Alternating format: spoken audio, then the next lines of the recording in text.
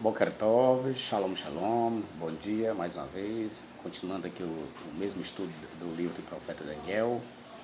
Agora vamos falar sobre dois períodos diferentes começando no mesmo ano.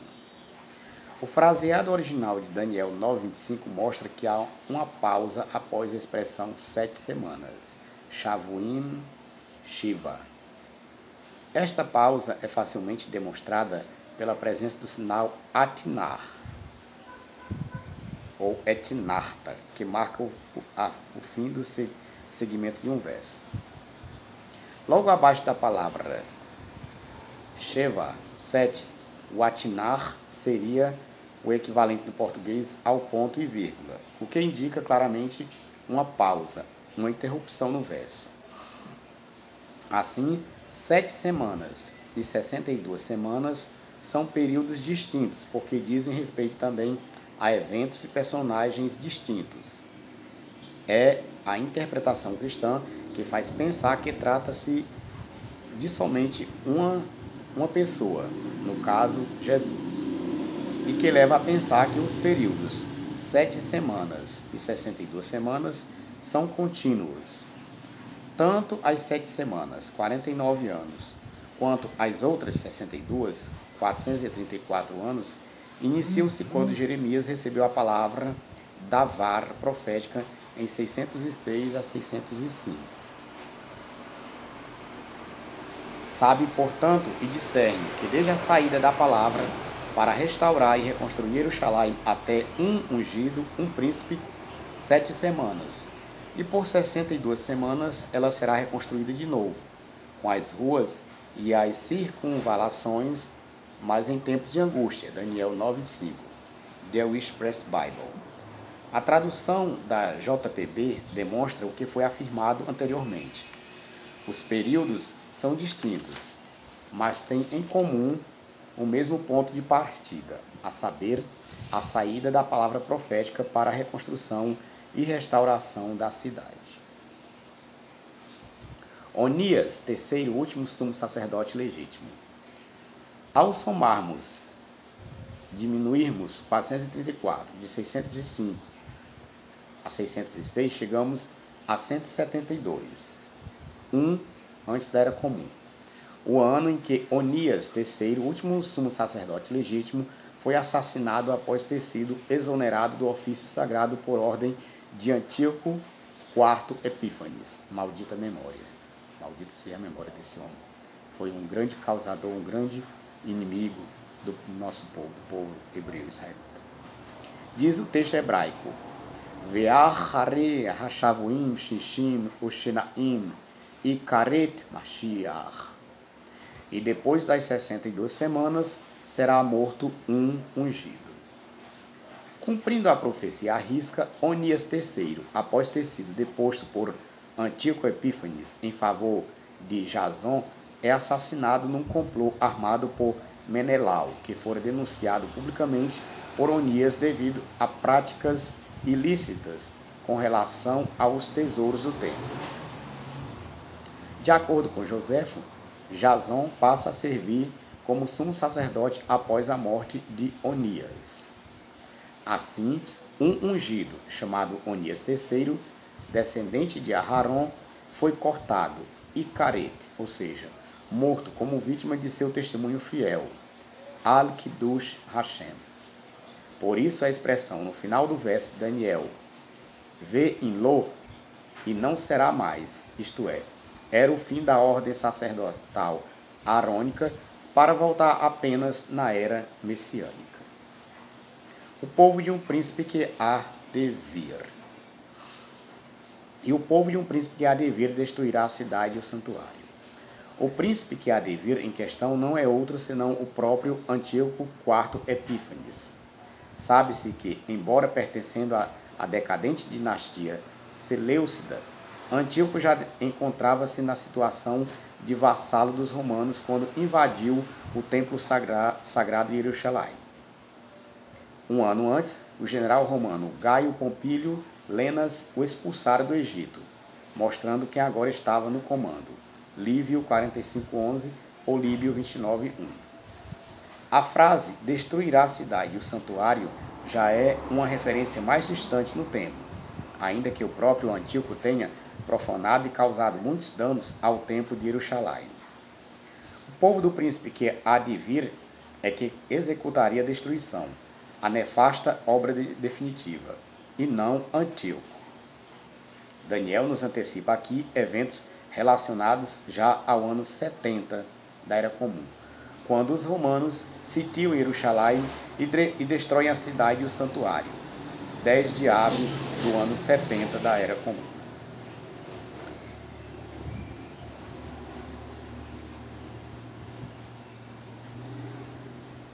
Um pontinho aqui de observação aqui no rodapé sobre o antigo quarto Epífanes.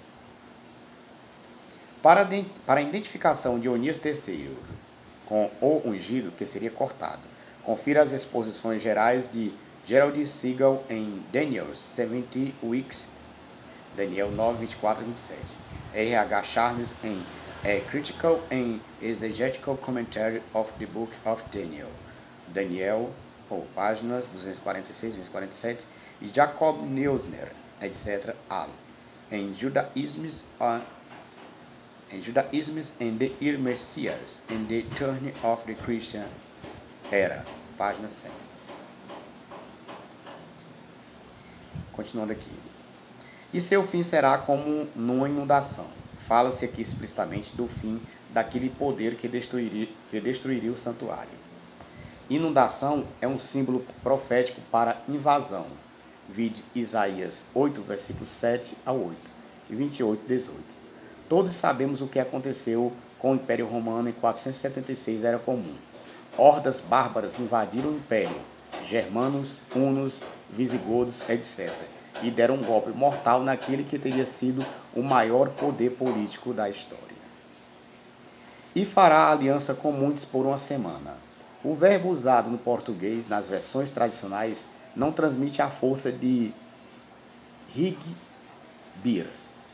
O hebraico demonstra que a tal aliança seria um tanto que forçada a muitos. É importante notar também que não temos aqui o verbo normalmente usado nas alianças de Hashem com seu povo, karat.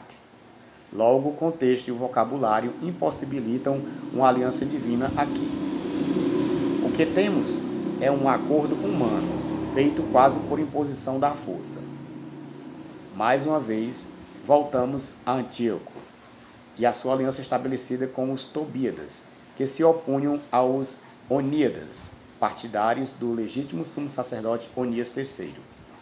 Os Tobíadas, assim como outros partidários, eram asseclas de Antíoco em suas pretensões de helenizar o povo judeu, destruindo quaisquer vestígios de judaísmo entre eles. Essa aliança forçada, entretanto, duraria muito pouco. Com a deposição de Onias III em 171 a.C., Antíoco conquista a simpatia dos Tobíadas e de outros partidários judeus favoráveis ao helenismo.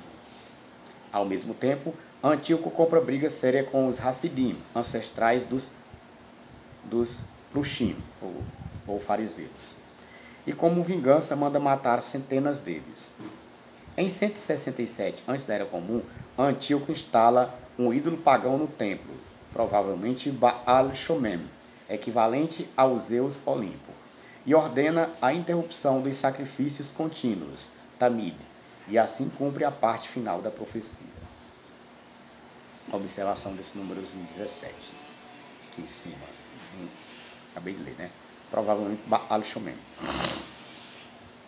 Se estiver certo, o autor de Macabeus, 1 Macabeus 1,54, descreve que em 15 de Kislev, um altar devotado aos Zeus olímpico foi erguido no templo. A profanação alcançaria um novo clímax em 25 de Kislev, quando os sacrifícios, provavelmente suínos, confira Macabeus 1,47, segundo Macabeus 6, 4 ao 5, seriam oferecidos no altar. Continuando. E na metade da semana, 167, antes da Era Comum, fará cessar o sacrifício, Zevar, isto é, Tamid, e a oferta de cereais, Minhá, e sobre a asa das abominações, o pináculo do templo, estará o ídolo abominável. Curiosamente, aqui em Daniel 9:27, o termo abominação da desolação aparece no plural, o que possibilita uma dupla aplicação. Certamente, a profanação de Antíocos seria apenas o prenúncio de que algo muito pior estava ainda por vir. O fim da última semana de anos, 3 anos e meio, ou seja, de 167 a 164 em Série Comum, marca o fim do despotismo de Antíoco e a derrota de seus exércitos para os valorosos macabeus. Em 25 de Kislev, de 164 em Série Comum, o templo é dedicado novamente, instituindo-se a festa de Hanukkah. Assim, vemos que os objetivos das 70 semanas determinadas sobre o povo judeu foram cumpridos. A. Fazer com que as transgressões se consumam. Lehale Rapesha. De fato, a maior das transgressões observadas naqueles dias era a ameaça constante do helenismo. Com o término dessa grande batalha, essa doutrina, cultura alienígena, foi banida do sistema de culto judaico. Baruch Hashem, bendito seja o Eterno. B. Terminar com o pecado. Lechatem Hata'at. Daniel disse em sua oração: pecamos. 9:5. E isso o afligia ao extremo. Nesse ponto, ele entende que há solução para o pecado de seu povo. C. Expiar a iniquidade. Raper Avon. A iniquidade que o profeta espera ver expiada é a de seu povo, pois afirmou: cometemos iniquidades. 9:5. Logo, o contexto é judaico e não há lugar para conjecturas externas acerca de uma suposta expiação universal. D. Trazer a justiça eterna. Lehavit Sedek Olamim. A justiça seria feita primeiramente sobre o ofensor babilônico. Isaías 45, versículo 1 ao 5. E também depois sobre o inimigo Seleusta. Zechariah, Zacarias 9:3. É. Selar visão e profeta. Lartom Hazom Venavi. Confirmadas as palavras dos profetas, especialmente de Jeremias 25, versículo 8 a 14, e de Isaías 45, versículos 1 ao 5. F. Ungir o santo dos santos. Limshoach Kodesh HaKodashim. Este termo nunca refere-se a uma pessoa, e sim a um lugar, a saber, o lugar dos lugares, ou o Santíssimo Lugar, o recinto mais sagrado do Beit HaMikdash, o Santo dos Santos. E isso foi feito quando da expulsão dos inimigos estrangeiros e da reconsagração do santuário após a profanação do arrogante monarca Seleucida. Para terminar, segue abaixo o comentário de rodapé de uma Bíblia católica, referente aos versos de 1 a 27 do capítulo 9 do livro de Daniel. A profecia das 70 semanas é um dos textos que mais deram margem a especulações. O autor, porém, não se mostra interessado em predizer a vinda do Messias ou o fim do mundo. Pelo contrário, quer sustentar a fé e encorajar a resistência dos judeus que estão sendo perseguidos por Antíoco IV. Para tanto, mostra que a opressão e perseguição acabarão logo, e por isso ninguém deve desanimar. Os versículos 24 a 27 trazem pormenores que auxiliam os judeus perseguidos a identificar os acontecimentos que presenciam. Em 170 da Era Comum, o sumo sacerdote Onias III foi assassinado pelos seus rivais, embora fosse o único sumo sacerdote justo, ungido, inocente. Versículo 26. A seguir, Antíoco IV invade Jerusalém e coloca no templo uma estátua de Júpiter, ídolo abominável, fazendo com os sacerdotes do templo um acordo, aliança, durante uma semana. A Igreja Católica muitas vezes distorceu os escritos e profecias da Bíblia hebraica para tentar provar que Jesus é o Messias.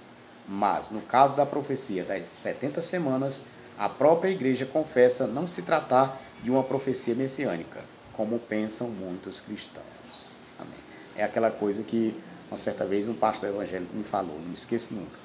Ele disse que a Igreja Católica sabe aonde se quebrou, onde se apartou, enquanto que a maioria dos cristãos evangélicos não sabem nem da história verdadeira da religião deles. Isso é uma grande verdade. Aqui no rodapé, a Bíblia que foi citada aqui, a Bíblia Católica, a Bíblia Sagrada, edição pastoral, editora Paulus, Sociedade Bíblica Católica Internacional e Paulus, 1990. Amém. Baruch Hashem. Por hoje é só. Até outra ocasião. Baruch Hashem.